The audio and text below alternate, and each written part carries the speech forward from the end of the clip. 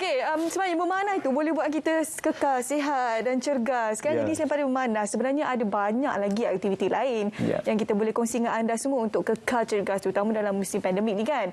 Satu lagi, Malaysia ini kita ramai sebenarnya masyarakat Malaysia yang obes. Maaf lah cakap, tapi ini kita nak boleh fokus berkenaan kesihatan sebenarnya. Bagaimana anda boleh mengawal tahap obesiti anda suatu pandemik ini. Jadi dua tetamu di studio hari ini kita perkenalkan terlebih dahulu Ismail, iaitu Hasfarina Hashim ataupun lebih dikenal sebagai Coach Kak Cik. Dan juga di hujung sana iaitu Cik Zainul Arifin Misnan selaku dietitian ataupun kita panggilnya Zainul lah ya, lebih mudah ya. Okey, terima kasih Cik Zainul dan juga terima kasih Kak Cik kita panggil dengan nama yang mesra.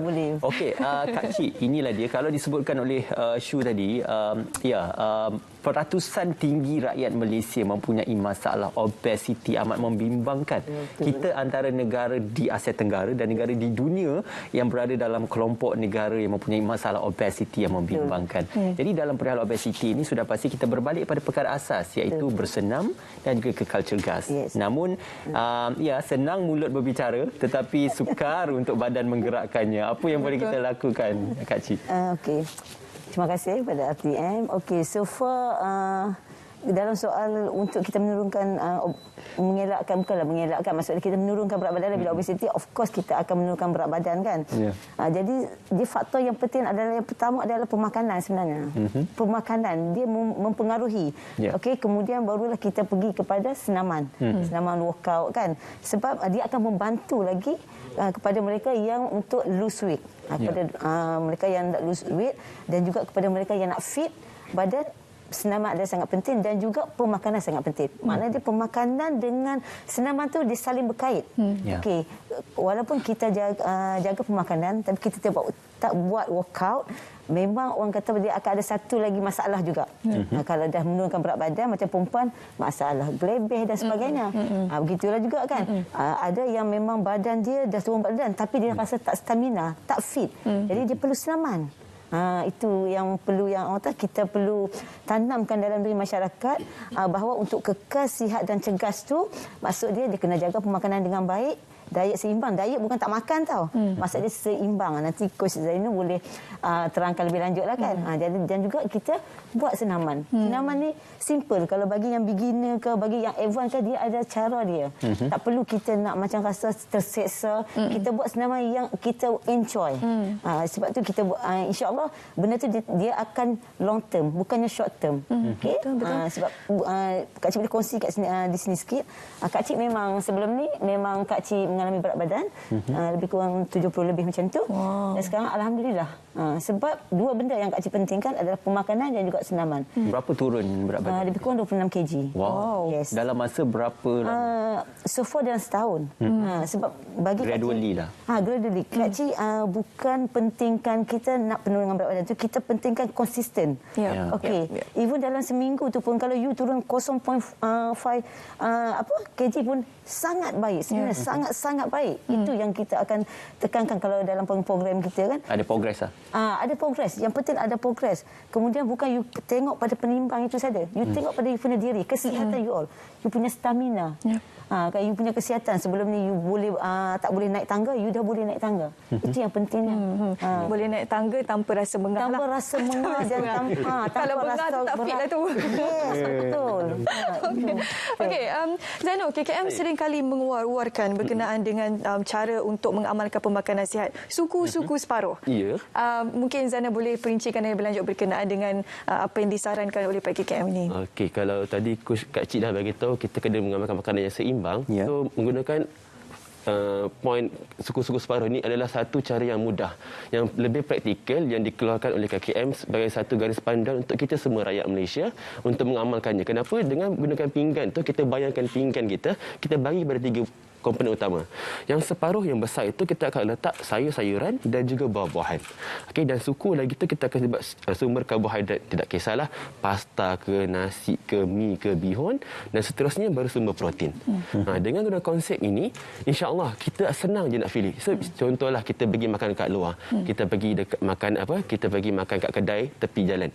So kita tahu ambil pinggan, kita dah tahu dah bayangkan apa nak letak. Sebab kalau tanpa menggunakan konsep suku-suku separuh ni, kita macam letak tak je. Tak cukup lagi ni.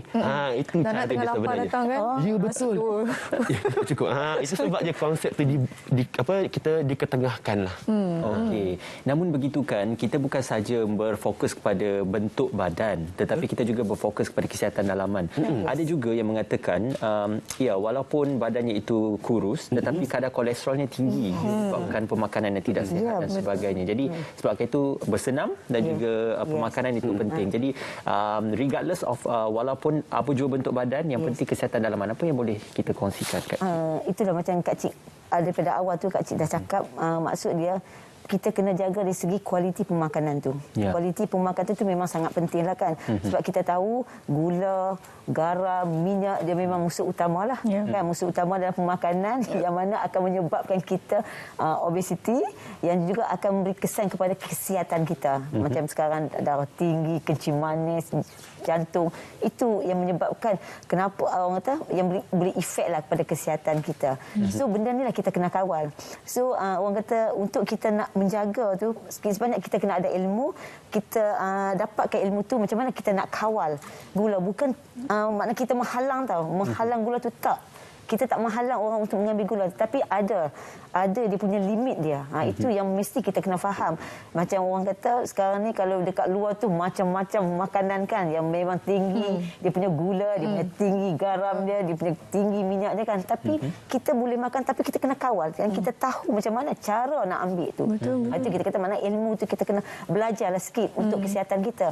Tak rugi sebenarnya. Memang Kementerian Kesihatan dah menganjurkan bagaimana kita nak mengambil pemakanan secara sihat kan, suku-suku separuh seperti yang Zainal cakap tadi kan.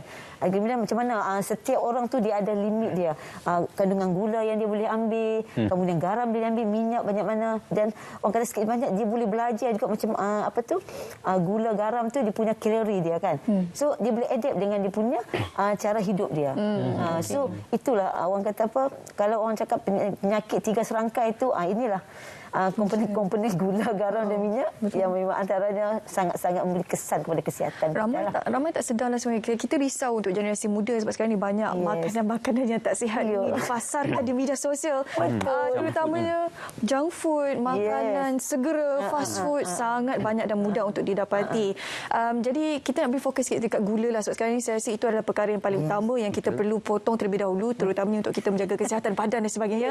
Kaum wanita ni sangat melekat dengan gula ni. Jadi bagaimana Zainul cara yang paling mudah sekali untuk kita mengawal kehendak mahukan makanan manis itu? Okey. So kalau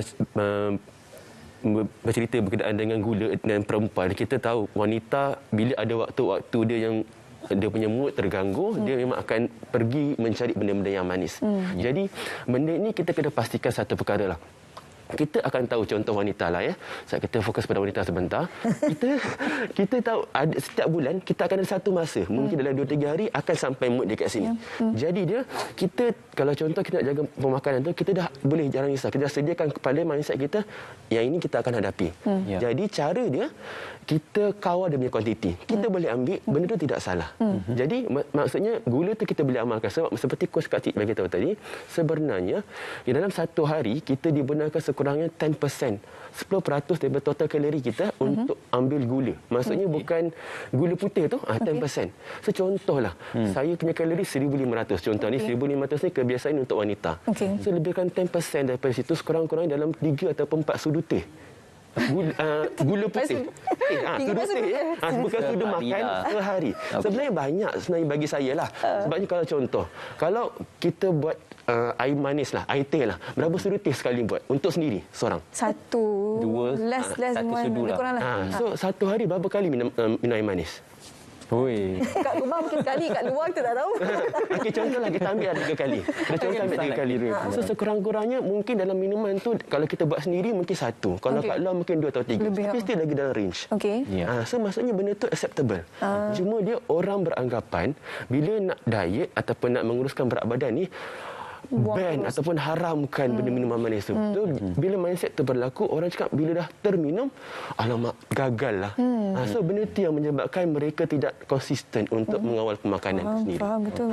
So mindset itu ataupun ilmu pemakanan tu perlu diperkukuhkan dahulu. Okey, bercakap pasal konsisten ataupun istiqomah ini, ada juga sikap sebahagian daripada kita yang menginginkan hasil itu dalam masa yang segera dan dia tidak berkekalan. Maknanya kalau nak kurus tu target 2 bulan dah kurus sikit, tiba-tiba dah kembali kepada habitat ataupun tabiat asal. Jadi ini agak mengecewakan kerana yang pentingnya adalah konsistensi dalam tubuh badan. Jadi bagaimana masalah-masalah untuk mendapatkan kesan yang cepat dalam masa yang cepat ini banyak bermain dalam minda dan mindset masyarakat. Dia macam ni tau. Sebab kita selalu orang tanya, kenapa you nak kurus? Kan macam biasalah kalau wanita kita nak pakai baju cantik kan, kita orang kata apa mudah kita nak buat kerja dan sebagainya kan. Tapi sebenarnya kita kena lihat orang kata apa badan kita ni, badan saya dengan wanita lain ataupun dengan Zainul dengan cik sendiri mana berbeza. So kita jangan kadang-kadang orang suka dia boleh turun 2 kg. Kenapa dalam seminggu dia boleh turun 2 kg? Kenapa aku tak boleh? Kita tengok badan kita masing-masing ada berbeza kan. So kita tengok sejauh mana konsisten kita kan, sebab kita kata kita kena seimbangkan dari segi pemakanan dan juga dari segi senaman. Jadi orang kata benda tu kita kena mindset kita tu jangan kita rasa kita nak cepat saja. Jadi kita kena tengok pada diri kita. Kemudian kita satu lagi kita jangan cepat mengalah. Jangan cepat mengalah. Sebab apa kita kata jangan cepat mengalah? Bila kita tak capai target kita tu, jadi kita mudah down. Jadi bila mudah down tu lah yang menyebabkan kita akan okeylah aku tak nak, aku malas lah, aku nak teruskan dengan style lama kan. Biarkan. Yang penting kita kata kena ada progres. Sebab tu kalau dalam program kita mengajar kan, kita kata jangan you fanatik kepada nombor. Macam saya kata tadi kan. Kita kena lihat pada progres kita kan.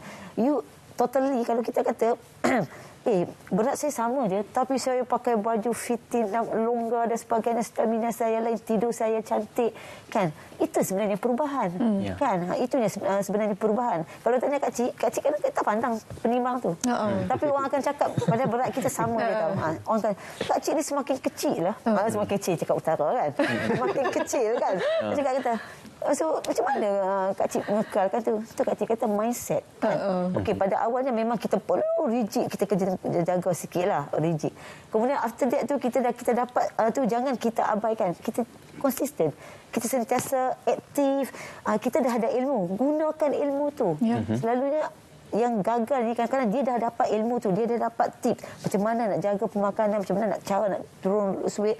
Dia tahu semua benda tu tapi dia gagal sebab apa? Dia fikir short term, dia tak fikir long term. Kemudian dia nak benda tu cepat, kemudian dia tak aktif. Itu yang sebenarnya. So kita kena, itu yang kita kata kekalkan gaya hidup sihat. Bila kekalkan gaya hidup sihat tu maknanya 2 benda. Pemakanan kita kena jaga, kesenaman kita kena selalu bergerak, segera aktif. Kalau boleh hiking pun adalah salah satu. Boleh. Sangat-sangat baik. Yes, boleh. Kita hiking ni. Okey. Yalah, satu lagi yang penting untuk dapat sokongan moral sebenarnya kan. Bila kita nak konsisten ni, bayangkan kita berhempas bulan tapi rakan-rakan kat sebelah sedap makan. Ingat betul lah macam ni kan.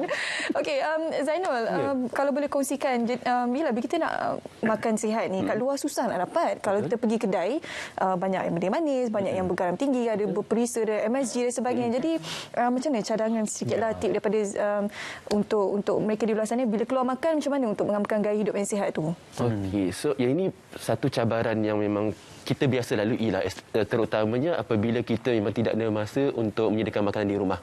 Jadi perkara yang biasanya, tips yang biasa saya akan sarankan kepada mereka di luar sana yang ingin menguruskan berat badan, yang pertama dia, kita memilih kedai-kedai yang kita akan kunjungi. Contohlah kita di konteks tempat kita bekerja. So kita lihat di sekitar tempat kita bekerja, kalau contoh tidak ada kantin, okey, kita ada kedai, mungkin kedai mamak ke ataupun kedai-kedai yang jual masakan panas. So kita pilih. Daripada kita pilih makanan yang bergoreng, kita pilih makanan-makanan yang contoh ada nasi dan berlauk. So dari situ kita boleh mengawal dia punya pilihan dan juga kuantiti. Daripada contoh hari-hari, daripada Isnin, Selasa, Rabu, Khamis, Jumaat, asyik nasi goreng USA lah, nasi goreng ikan masin lah, nasi goreng apa lagi, segala-galanya bergoreng. Itu yang menyebabkan mereka tidak mampu untuk mengurang ataupun mengekang kuantiti lemak ataupun fat daripada dia punya makanan. Jadi kepelbagaian, variety. Sebenarnya tidak ada masalah. Contoh pagi tu nak makan nasi lemak, ataupun nanti makan tengah hari nak makan nasi apa lagi, nasi kerabu contoh. So nanti makan malam mungkin malas nak makan nasi, makan bihun. Dia tak ada masalah sebenarnya. Cuma kita fokus pada konteks dia punya kuantiti ataupun serving size. Sebab yang ini orang salah. Kalau contohlah, kita tidak ingin menyarankan mereka untuk strict diet. Terlalu mengongkong. Jadi menyebabkan mereka jadi stres dan tak boleh konsisten untuk berdiet tu. Jadi kita buat kepelbagaian. Apa benda yang ada di sekitar kita, kita makan. Fokus pada kuantiti, insya-Allah. Slowly benda tu akan dapat berjaya. Kita nampak dia punya result. Itu yang terbaik lah sebenarnya. Yang penting lebihkan buah-buahan dan juga itu paling penting lah. Sebab kita kata perlunya diet seimbang. Macam-macam pun diet seimbang tu, kita tak boleh tinggal karbo, kita tak boleh tinggal protein, kita tak boleh tinggal lemak. Lemak perlu ada juga serat. Benda tu mesti kita kena seimbang. Betul. Okay. Sikit-sikit lah menjadi bukit lah ya. Straight kan. Bukan badan yang menjadi bukit. Bukan badan ya. Itu adalah menjadi sampai kepada arah Jangan bagi Kak Cik, jangan fikir short term, fikir long term. Betul. Okey. Terima kasih Kak Cik, terima kasih Zainul, perkongsian yang sangat ringkas dan menarik untuk penonton Selamat Pagi Malaysia hari ini. Amalkan tip yang dikongsikan oleh Kak Cik tu, percayalah ini sangat berkesan. Saya cuba juga. Ini testimoni bukti kurus dan kekal sihat. Sekali lagi terima kasih Kak Cik, terima kasih Zainul sampai hari ini. Tip yang sangat mudah dan ringkas. Boleh ikutlah ya. Kalau terlepas boleh tengok balik kat YouTube ataupun Facebook kami untuk dapatkan kembali perkongsian yang dikongsikan seketika tadi. Kita nak ke Cerita Pagi Johor di